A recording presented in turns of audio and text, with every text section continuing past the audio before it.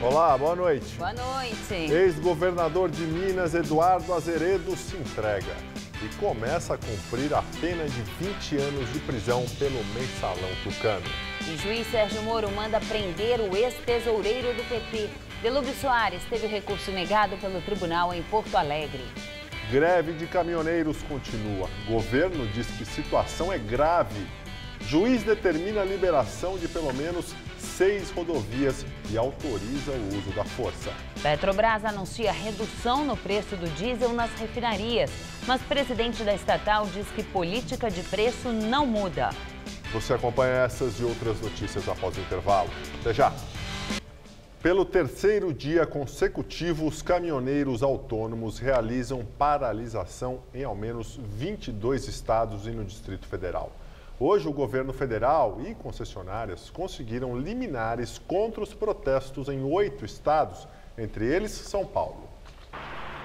A Advocacia Geral da União entrou com 17 liminares contra bloqueios ou aglomerações nas estradas.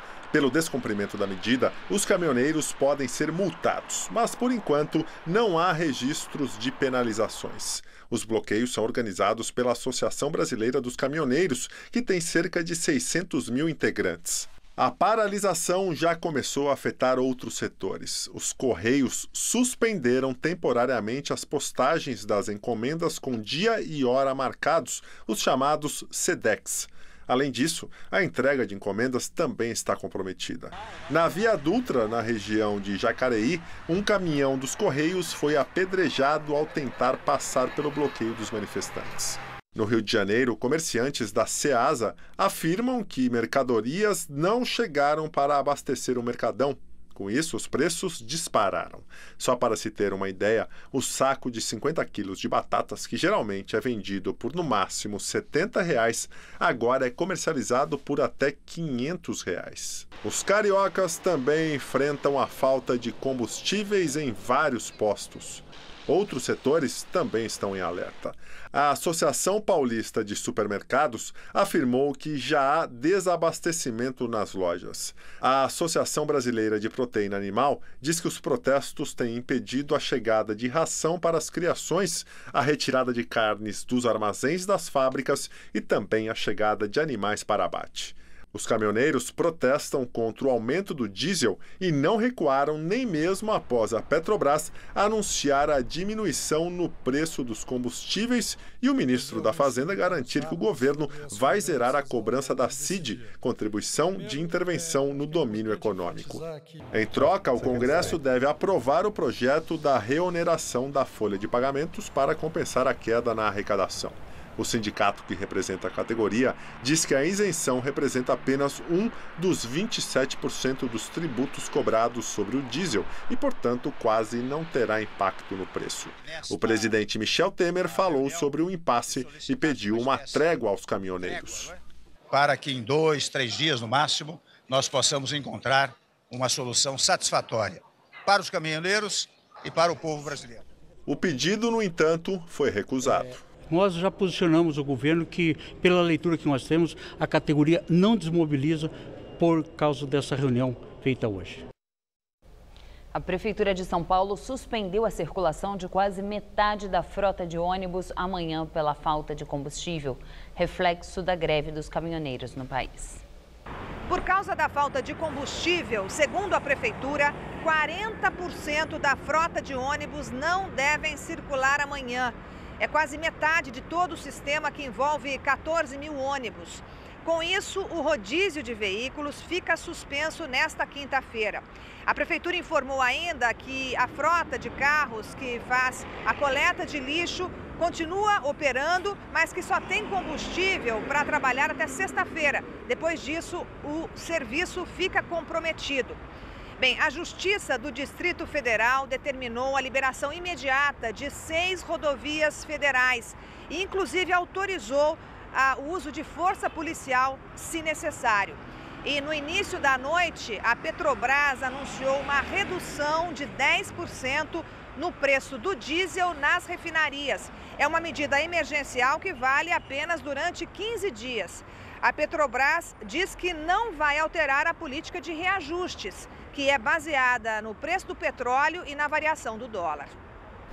No anúncio da redução do preço do diesel, o presidente da Petrobras, Pedro Parente, afirmou que a diminuição representa menos 24 centavos no litro do diesel.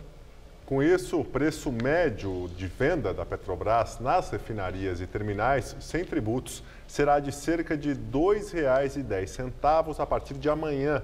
A redução vai gerar uma perda de 350 milhões de reais na receita da Petrobras. E a falta de combustível já começa a afetar os motoristas em todo o país. Agora à noite, vários postos em Campinas e em São Paulo registraram filas de carros que chegaram até 1 quilômetro de extensão. Os motoristas buscam combustível para enfrentar o desabastecimento e a falta de transporte público em várias cidades do país amanhã. Apesar da trégua pedida pelo governo, os caminhoneiros prometem se manter mobilizados até que os preços do diesel sejam reduzidos nas bombas. E no fim do dia, o governo escalou os ministros da Casa Civil, Eliseu Padilha, da Articulação Política, Carlos Marum, e dos Transportes, Walter Casimiro, para falar sobre a greve dos caminhoneiros. O Planalto disse que está preocupado com a situação. Nós estamos em reunião permanente, vamos continuar tratando dos temas que preocupam o setor, porque preocupam a todos nós. Nós queremos que o cidadão brasileiro saiba da preocupação do governo com o risco de desabastecimento. Nós não podemos admitir que falte produto na casa dos trabalhadores brasileiros. Nós queremos ter a possibilidade de, dialogando, construir a solução e que essa solução não se teria, por certo, ali na mesa de negociação, numa primeira reunião onde foi apresentada a pauta de negociações. É óbvio que situações internacionais impactam o preço dos combustíveis. O que cabe ao governo agora é, com responsabilidade, também pensando na saúde financeira da Petrobras, que é uma empresa que é nossa, né, tomar atitudes que venham a amenizar, nesse momento excepcional, essa questão que nós reconhecemos como extremamente grave. O governo está negociando com as lideranças para que não deixe desabastecer aeroportos, hospitais, serviços de primeira necessidade, para que possa essa mercadoria chegar, né, ao beneficiário. Ontem, a Polícia Rodoviária Federal fez a escolta de alguns veículos de abastecimento dos aeroportos para que a gente desse a continuidade nos serviços aeroportuários. A ideia é que a gente continue fazendo isso hoje também. Agora vamos ao comentário de economia com Vinícius Torres Freire. A greve dos caminhoneiros revelou um caminhão de problemas, desculpem o jogo de palavras. Problemas enrolados uns nos outros, sem nenhuma solução boa no curto prazo. Os caminhoneiros fazem greve porque querem que o governo federal corte os impostos sobre o diesel. Eles dizem que o combustível ficou muito caro com os reajustes da Petrobras e o preço do frete não compensa. Por que os caminhoneiros não conseguem repassar o aumento de preço do combustível para as empresas que contratam transporte? Deve estar sobrando caminhoneiro, tanto que sempre tem algum que aceita um frete, mesmo com preço ruim. Se o problema não é resolvido entre os caminhoneiros e as empresas que contratam transporte, então tenta-se passar o problema para o governo, pedindo redução de imposto. Os governos estão quebrados, sem dinheiro. Se baixarem o imposto, vão ter de cortar gasto em outro lugar. Ou então fazer mais dívida, que já é enorme, ou então aumentar um outro imposto. Por ora, a solução parcial é aumentar tributo. Isto é, voltar a cobrar mais contribuição das empresas para a Previdência, que tinha sido reduzida no governo Dilma Rousseff. Mas as empresas vão chiar e ameaçam demissão. Por que a Petrobras, então, tem de cobrar preço internacional de combustível, que tem subido muito? Se não aumentar, a empresa perde dinheiro. Nos anos Dilma, a Petrobras não podia aumentar preço e quase quebrou. Ainda está meio quebrada. Se a Petrobras fica quebrada, investe menos em novos negócios, como aconteceu desde 2014, o que piorou a crise no Brasil. Ou seja, o cobertor é curto em tudo quanto é lugar. Nenhuma solução de curto prazo vai ser boa. Deixamos vários problemas crescerem. Agora, eles estão estourando todos juntos. Isso não vai prestar. Boa noite. Professores da rede privada de São Paulo fizeram protestos contra a revisão de benefícios da categoria. Cerca de 1.000 manifestantes chegaram a fechar a Avenida Paulista nos 2 sentidos e seguiram até a Praça Roosevelt. De acordo com o sindicato, professores de 32 escolas particulares da cidade não deram aulas hoje. Eles protestam contra a revisão de benefícios, como a redução do recesso de fim de ano de 30 para 23 dias e o corte no número de bolsas de estudo para os filhos. Justiça aceita pedido de recuperação judicial do Aeroporto Internacional de Viracopos, em Campinas, no interior de São Paulo. No último dia 7 de maio, a concessionária Aeroportos Brasil entrou com a solicitação para evitar a falência da estrutura. A decisão permite que o terminal apresente, no prazo de 60 dias, o plano de recuperação. A dívida de Viracopos é de 2 bilhões e 800 milhões de reais. O juiz Sérgio Moro decretou a prisão do ex-tesoureiro do PT, Delúbio Soares. Mais cedo, o Tribunal Regional Federal da 4ª Região, em Porto Alegre, negou os recursos apresentados pela defesa dele e de Ronan Maria Pinto, dono do Diário do Grande ABC.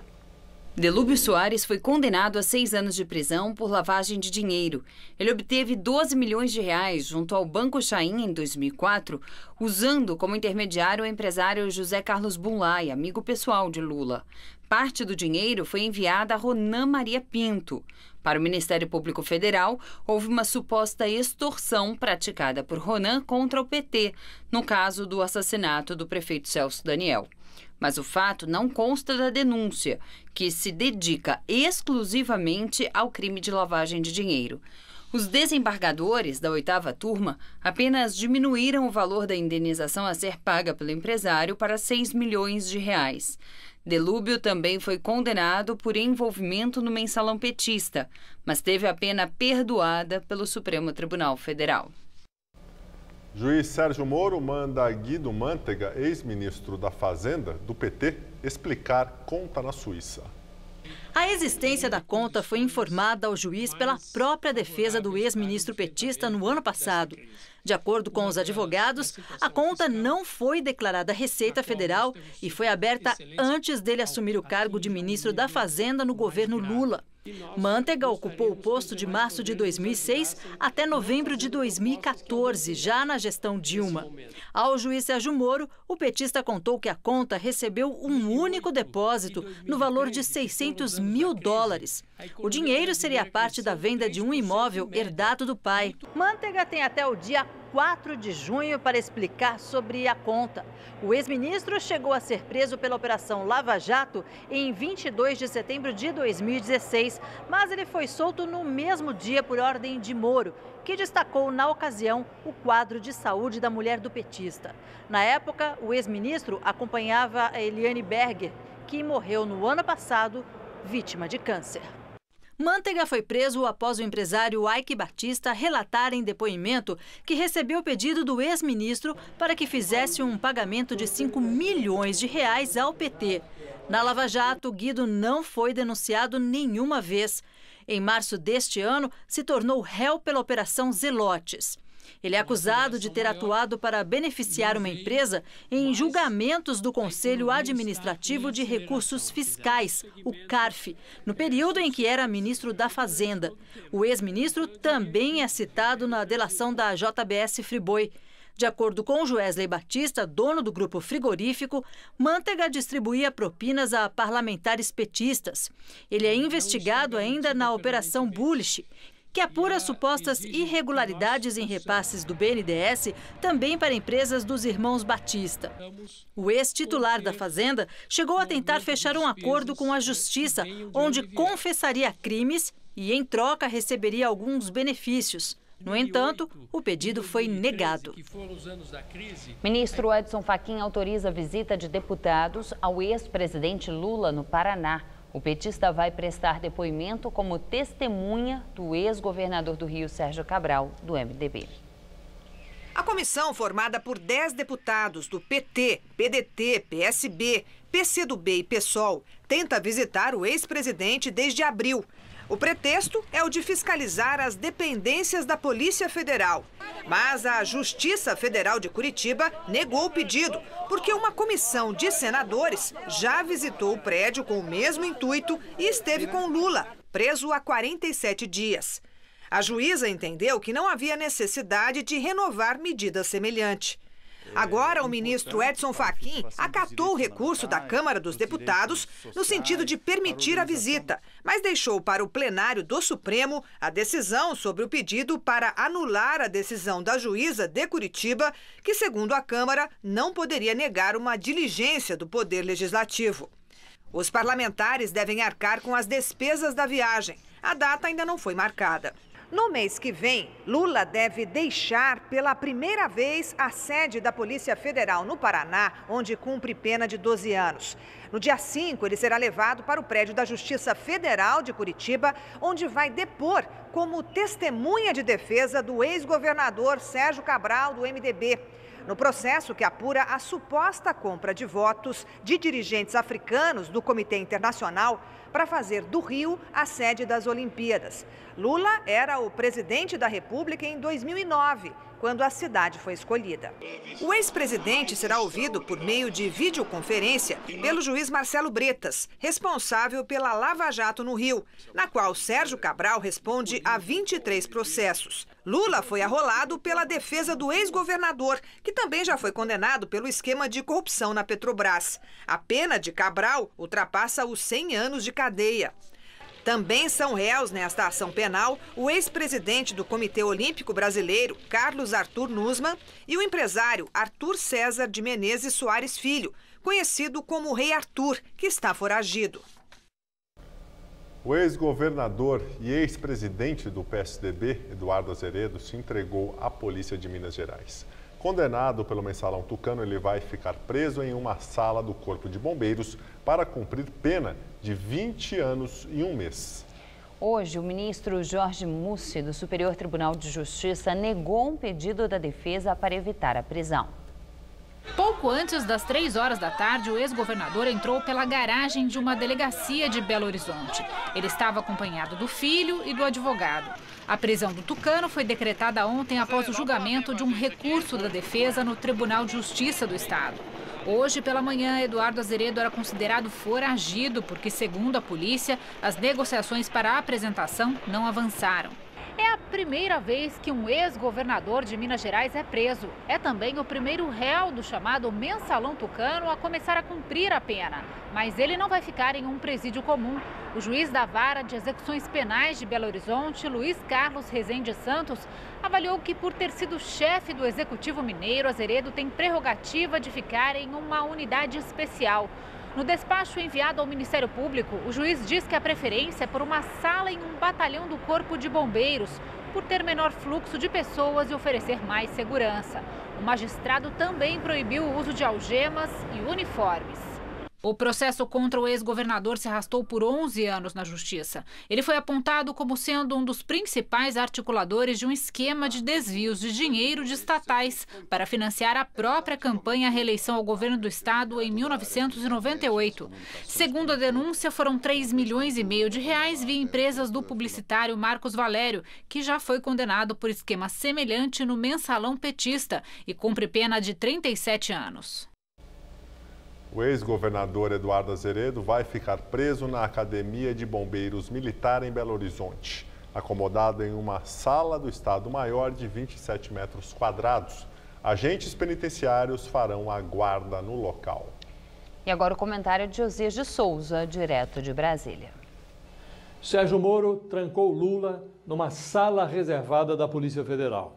Atribuiu o privilégio à dignidade do cargo que o preso ocupou. O juiz Luiz Carlos Rezende e Santo também enviou o tucano Eduardo Azeredo para uma sala de Estado-Maior. Por quê? As penitenciárias mineiras passam por problemas de toda sorte, escreveu o juiz. E Azeredo, figura de inegável status, ex-governador, merece segurança individualizada, justificou o magistrado. Decisões desse tipo ajudam o brasileiro a enxergar mais uma velha anomalia nacional, a cana dos poderosos.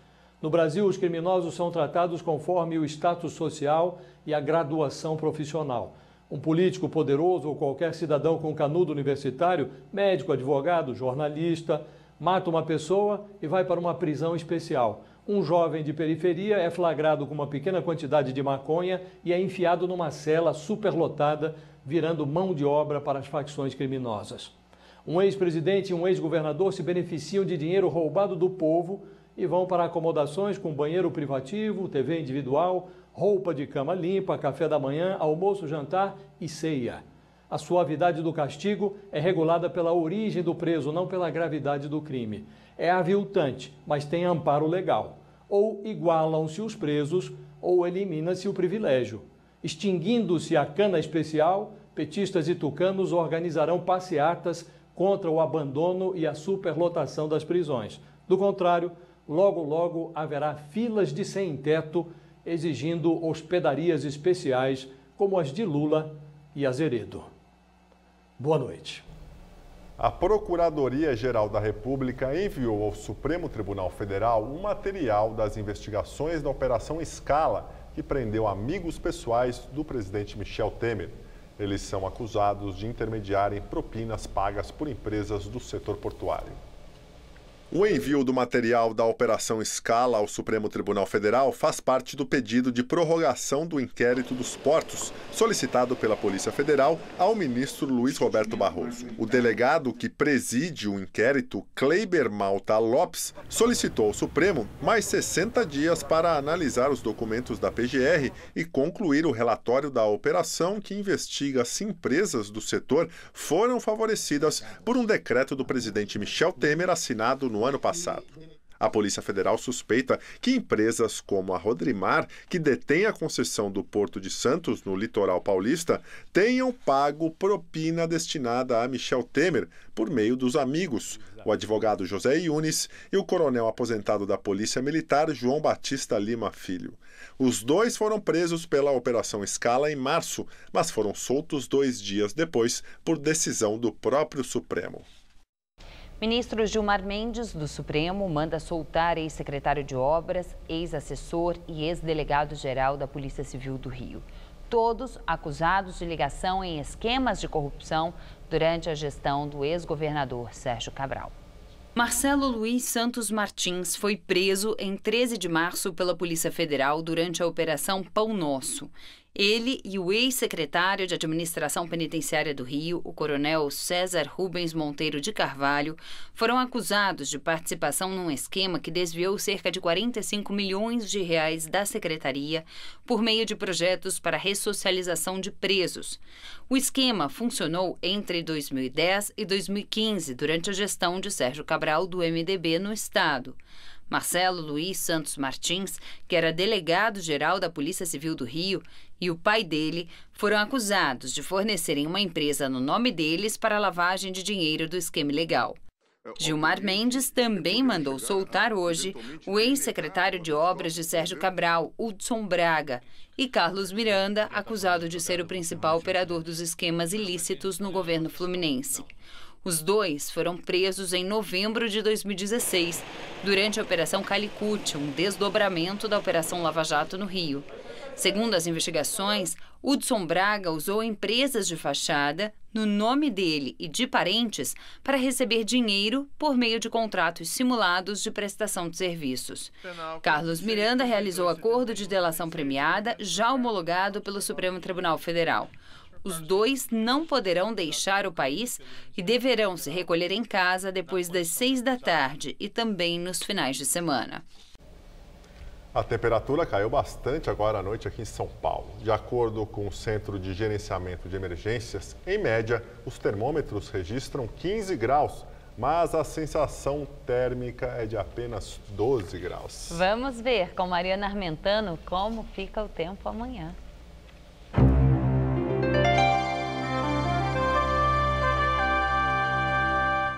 Aqui na Grande São Paulo, a sexta-feira ainda pode amanhecer com névoa, mas ainda pela manhã o sol aparece e o tempo fica firme. Nessa madrugada, a mínima prevista é de 13 graus e a máxima amanhã à tarde de 23. Aí na sexta, as temperaturas ficam ali entre 15 e 22 graus, com mais nebulosidade e até uma pequena possibilidade de garoa à noite. Mas no sábado o sol volta a predominar e a máxima prevista é de 23 graus. E eu já adianto que o domingo também vai ser de tempo firme por aqui. Nós ficamos por aqui. A edição de hoje pode ser vista no site do Jornal da Gazeta. Uma ótima noite para você. Tchau, Gabriel. Tchau, Juliana. Até amanhã. Muito obrigado pela companhia. Tenha uma excelente noite. Fique agora com o Rony Von Todo Seu. Até amanhã.